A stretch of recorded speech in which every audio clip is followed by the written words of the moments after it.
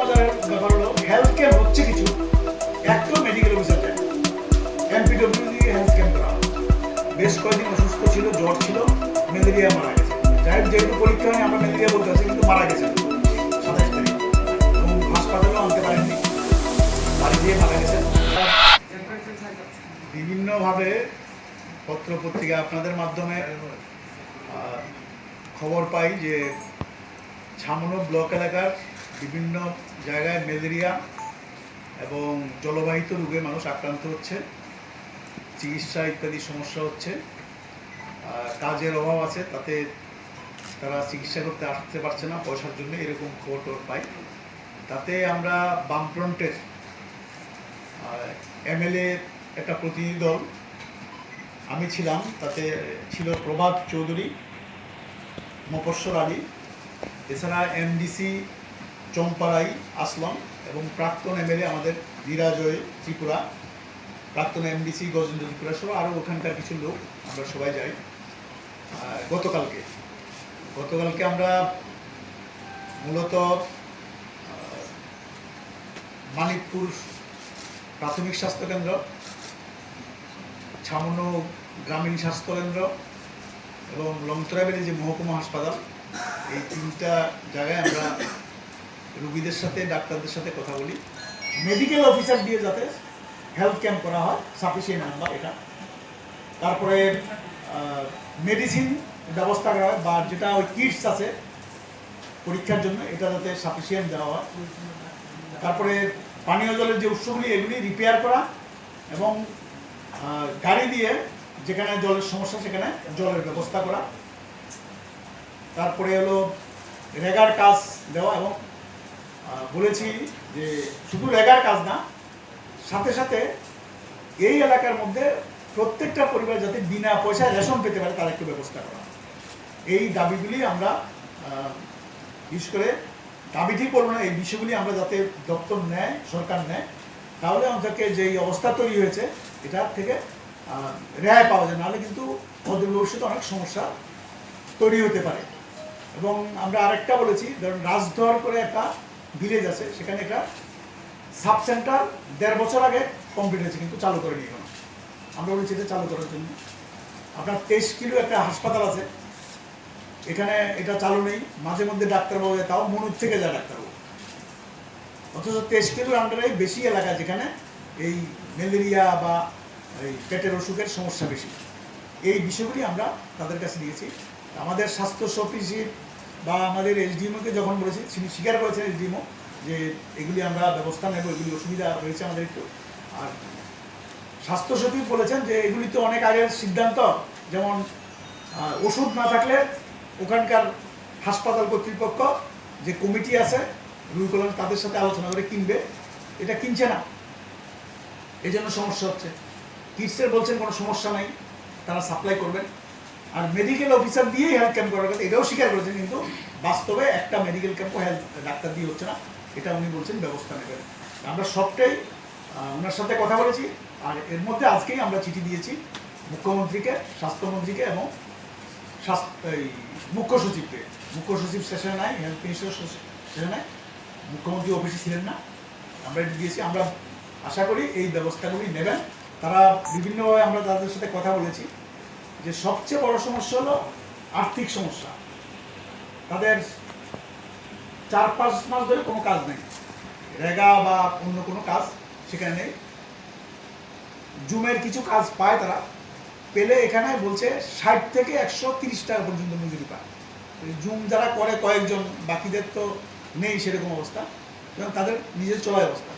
এছাড়া বিশেষ করে থালছড়া আমরা যাইনি, কিন্তু থালছড়ার মানুষ এসছে, কথা বলেছি আমরা, পূর্ব গোবিন্দবাড়ি, পশ্চিম গোবিন্দবাড়ি, এখান থেকে প্রচুর লোক বাংলাদেশে যায়, বাংলাদেশে গন্ধ আনার জন্য।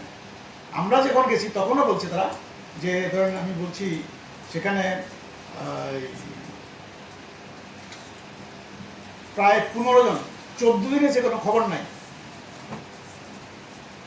এবং তারা গন্ধ কি আনলে একজনের 20-22 কেজি আনলে তাদের 200 টাকা করে কেজি পায়। এখানে মধ্যসত্ত্ব আছে একজন, সে নেয়, তারপরে আগরতলার কোনো আড়তদারের কাছে সেটা বিক্রি করে, তারা বাইরে পাঠায়। এবং কিছু কিছু ক্ষেত্রে অভিযোগ হলো যে তারা বন্ধুকে আনতে যেখানে যায় সেখানে প্রতিজনে 2000 টাকা করে তাদের দিতে হয়। যারা ওখানে একটা গ্রুপ আছে তারা এইটা না দিলে তাদের বন্দুকি আনতে দেয় না, এরকম অবস্থা। জলবায়ু বিশেষ করে পেটের ব্যথা, পেট খারাপ এটা আছে, আর টাইফয়েডে আক্রান্ত আছে রুগীরা। সবচেয়ে মজার ব্যাপার হলো হেলথ ক্যাম্প হচ্ছে কিছু, একটাও মেডিকেল অফিসার দেন, এমপিডব্লিউ দিয়ে হেলথ ক্যাম্প করা হয়। আমরা আজকে বলেছি, উনি বলছেন না আমাদের তো নির্দেশ আছে ডাক্তারবাবুরাই করবে, কিন্তু আমরা ডাক্তারবাবু জিজ্ঞেস বলি না, আমরা যাই না, এমপিডব্লিউ যায়, একটা হেলথ ক্যাম্পও ডাক্তাররা করে না। তা আমরা দাবি রেখেছি স্পেশাল হেলথ ক্যাম্প যাতে করা হয়। এছাড়া যেটা আমরা লক্ষ্য করেছি যে হাসপাতালগুলিতে ওষুধের সংকলন আছে, ওষুধ কম আছে, এটা আমরা দেওয়ার ব্যবস্থা যাতে করা হয় এই জন্য আমি বলেছি। কিছু কিছু পাড়া আছে যেখানে রুগী একজন পেয়েছি আমরা হয়তো হসপিটালে, তারা বলছে আরও অনেক রুগী আছে কিন্তু পয়সার অভাব আসছে না। আমরা একজনকে সাথে কথা বলছি আমি মুরগ বিক্রি করে তারপরে হাসপাতালে এসেছি, বাকিরা পয়সার জন্য আসছে না। এরকম বিশেষ করে পূর্ব গোবিন্দবাড়ি ভিলেজের বেশ কিছু পাড়া, নাতিন মনুর কিছু পাড়া এবং পশ্চিম গোবিন্দবাড়ি, এখানে প্রচুর রুগী আছে কিন্তু তারা হাসপাতালে আসতে পারছে না। এটাও আমরা তাদের নজরে নিয়ে যাতে ব্যবস্থা নেয়। এছাড়া স্বাস্থ্যের সাথে রিলেটেড আমি বলছি, কিছু জলের স্কিম ছিল আগে, চালু ছিল, এখন বন্ধ আছে। যেমন আমি একটা বলতে পারি, 5 কিলো রিগ্রুপিং সেন্টারে প্রায় 7 মাস ধরে বন্ধ আছে। ডিডব্লিউ স্কিম এটা চালু করছে না তারা, দপ্তরকে নাকি বারবার বলছে কিন্তু তারা কোনো উদ্যোগ দিচ্ছে না। রাজধর ভিলেজ, সেই এলাকার বিভিন্ন পাড়াতে আমরা এলাকার মানুষের সাথে কথা বলি। পূর্ব গোবিন্দবাড়ি এবং পশ্চিম গোবিন্দবাড়ির এখানেও কিছু মানুষের সাথে আমরা কথা বলি এবং সর্বশেষে আমরা এসডিএমও, তার সাথে আমরা বিভিন্ন সমস্যা নিয়ে আলোচনা করি। আজকে আমরা রাজ্যের স্বাস্থ্য সচিব সমরজিৎ ভূমি, তাকেও কী কী ব্যবস্থা নেওয়া দরকার আমাদের মনে হয়েছে সেগুলি আমরা দিই। এছাড়া আমরা যোগাযোগ করি মুখ্য সচিব এবং স্বাস্থ্যমন্ত্রী, তারা স্টেশনে নাই। মুখ্যমন্ত্রীর সাথেও অফিসের সাথে আমরা যোগাযোগ নিই। আমরা 3 জনকে চিঠি দিয়েছি এই যে বিষয়গুলি দেখা দরকার, আর আমরা সচিবের সাথে দেখা করে আমাদের বিষয়গুলি আমরা করেছি। তাতে যেই বিষয়গুলি আমরা দেখেছি আমরা সেটাই আমরা একটু বলতে চাই। এর মধ্যে কিন্তু মৃত্যু হয়েছে। এখন যেহেতু পরীক্ষা হয়নি, এটা ম্যালেরিয়ায় না অন্য কিছু হয়েছে বলা যাচ্ছে না। সেখানে গত 27শে এপ্রিলও আপনার সেখানে রাজধর ভিলেজে পূর্ণদা পাড়া, সেখানে লক্ষ্মীরম ত্রিপুরা, 54-55 বছর বয়স মহিলা, তার স্বামী আমরা যখন গেছি ওখানে তখন বললেন যে আমার স্ত্রী বেশ কয়েকদিন অসুস্থ ছিল, জ্বর ছিল, ম্যালেরিয়া মারা গেছে। যেহেতু পরীক্ষা হয়নি আমরা ম্যালেরিয়া বলতে পারছি, কিন্তু মারা গেছেন 27 তারিখ, এবং হাসপাতালেও আনতে পারেননি, বাড়িতে মারা গেছেন।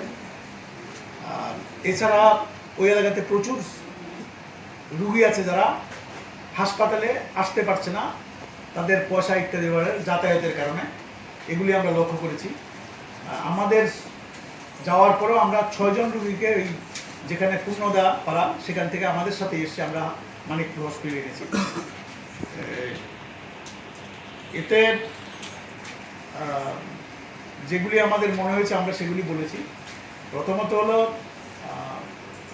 মানিকপুর যে পিএসসি, এটাতে ডাক্তার কম আছে, 2 জন ডাক্তার আছেন, একজন আমরা যা পেয়েছি, আরেকজন সে পরীক্ষার জন্য গেছে। এখানে ম্যালেরিয়ার পরীক্ষা করার জন্য কিটস এর অভাব আছে,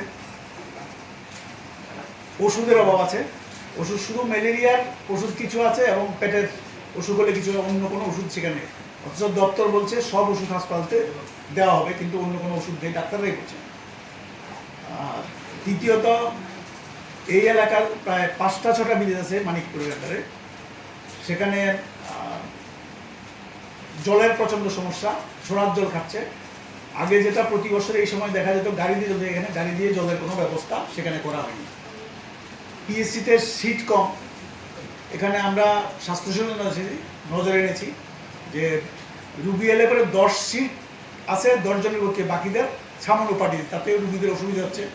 সামান্য হাসপাতালও রোগ সারার আগেই ছেড়ে দিচ্ছে কিছু ওষুধ দিয়ে, এবং কিনতে হচ্ছে, বাড়িতে গিয়ে আবার ওষুধ, এরকম রোগীও আমরা পেয়েছি, যদিও মানিকপুর হসপিটাল পরে কিছু ব্যবস্থা নিয়েছে।